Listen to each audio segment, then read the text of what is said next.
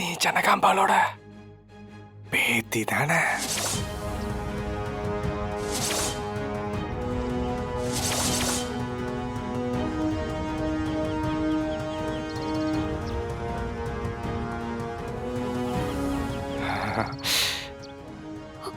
எனக்கு தெரியும். நான் இந்த விஷயத்த த கிரேட் ஜனகாம்பால் கிட்ட சொன்னா என்ன ஆகும்?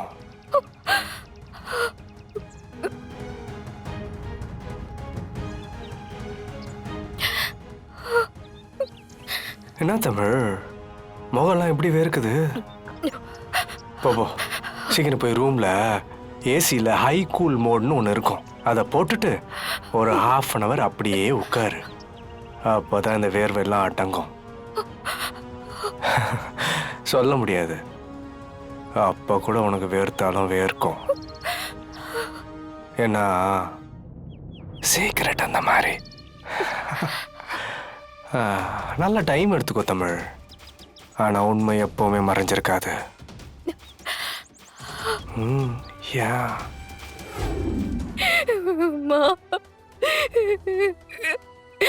ஏமா ஏமா நமக்கு மட்டும் இந்த நிலைமை? நம்ம எந்த தப்புமே பண்ணலையேம்மா. உன்னையும் அப்பாவையும் இந்த நிமிஷம் வரைக்கும் தப்பாதாம்மா நினைக்கிறாங்க. அவங்க தப்பா நினைக்கிறதுனாலதாம்மா நம்மனால உண்மையை சொல்ல முடியல. வரவன் போறவெல்லாம் நம்மள மிரட்டுறாமா. அவன்கிட்ட எதிர்த்து கூட என்னால பேச முடியலம்மா. நமக்கு மட்டும் ஏமா இந்த நிலைமை?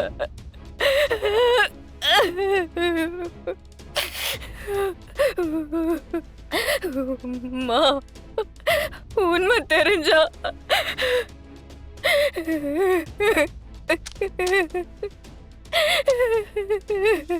என்ன தேன்மொழிய எல்லாருமே தப்பா நினைப்பாங்களேம்மா. ஜனமா நம்ம குடும்பத்தையே வெறுத்து ஒதுக்கிடுவாங்கம்மா. போயும் போயும் அந்த சைக்கோ பிரபுக்கு போய் உண்மை தெரிஞ்சிருக்குமா. தமிழ், நான் சொல்றது கேளு தமிழ். அந்த பிரபுக்கு முன்னாடி நீயே முந்திக்கோ ப்ளீஸ். ஐயோ, என்னாலலாம் சொல்ல முடியாது. தமிழ், நான் சொல்றது கேளு தமிழ் ஜனமா ப்ளீஸ். என்னையும் தேன்மொழியும் வீட்டை விட்டு துரத்திடுவாங்க.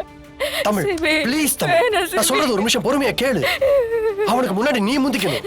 நீயே சொன்னாதான் நல்லது தமிழ் ப்ளீஸ். இல்ல, என்னாலலாம் ஜனாமா கிட்ட உண்மை சொல்ல முடியாது. சிபி, நான் அப்ப எப்படி ஜனாமா கிட்ட சொல்ல முடியும்? தமிழ் சரி, அவங்கதான் என் குடும்பத்தையே வெறுக்கிறாங்களே. அப்படி இருக்கும்போது நான் எப்படி உண்மையை சொல்ல முடியும்? தமிழ் எனக்கு பிரச்சனைய ஹேண்டில் பண்ற சக்தி இல்ல. சரி தமிழ், விடு தமிழ், பொறுமையா இல்ல CP.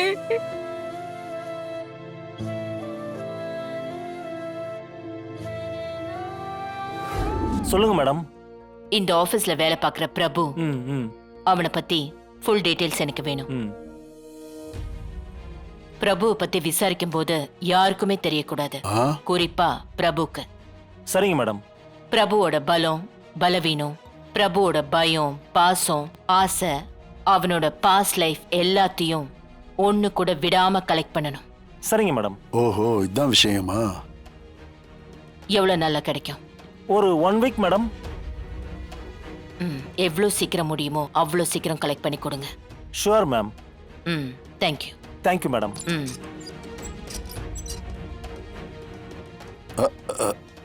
Janu, super Janu, you are right.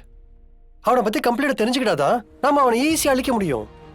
CP, முதல்ல நம்ம யாரு கூட சண்டை போடுறோம்னு நமக்கு தெளிவா தெரியணும். எதிரியோட பலம் பலவீனம் தெரியாம போர்ல இறங்கின எந்த வீரனும் ஜெயிச்சதா சரித்திரமே இல்லை. அது மட்டும் இல்ல, இது தேனை பத்தின விஷயம். ரொம்ப பக்குவமா ஹேண்டில் பண்ணணும். கரெக்ட் தான் ஜானு. எனக்கு கூட சில நேரம் அவனை அடிச்சு தரன்னு இழுத்துட்டு போய் ரோட்ல தள்ளணும் போல இருக்கும். நம்ம தேனை பத்தி யோசிக்கும் போதுதான் கோவம்லாம் தானா குறைஞ்சிரும் ஜானு. ஒன்னே ஒண்ணுதான் ஜானு, இது வரைக்கும் நம்ம குறிஞ்சினது கொடுத்த அடியை விட பிரபுவுக்கு நம்ம பெரிய அடியா கொடுக்கணும் ஜானு. சந்தையில மாடு பிடிக்கிற மாதிரி எனக்கு தாலி கட்டினா உங்க பையன், எல்லாரும் அதை பார்த்து சந்தோஷம் தானே பட்டீங்க, தடுக்கணும்னு நினைக்கல.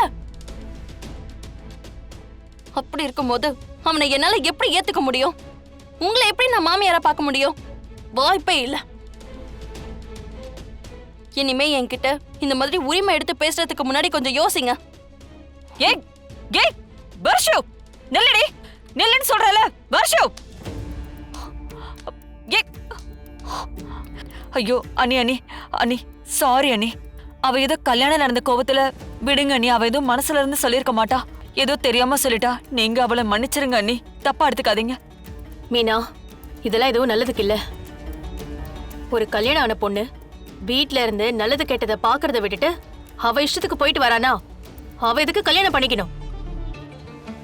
பாவம் என் புள்ள, உன் பொண்ணுக்கு நல்லது செய்ய போய் அவன் இப்ப கஷ்டப்பட்டுக்கிட்டு இருக்கான். அவனால பொண்டாட்டியையும் கண்ட்ரோல் பண்ண முடியல, பெரியவங்க பேச்சையும் மீற முடியல.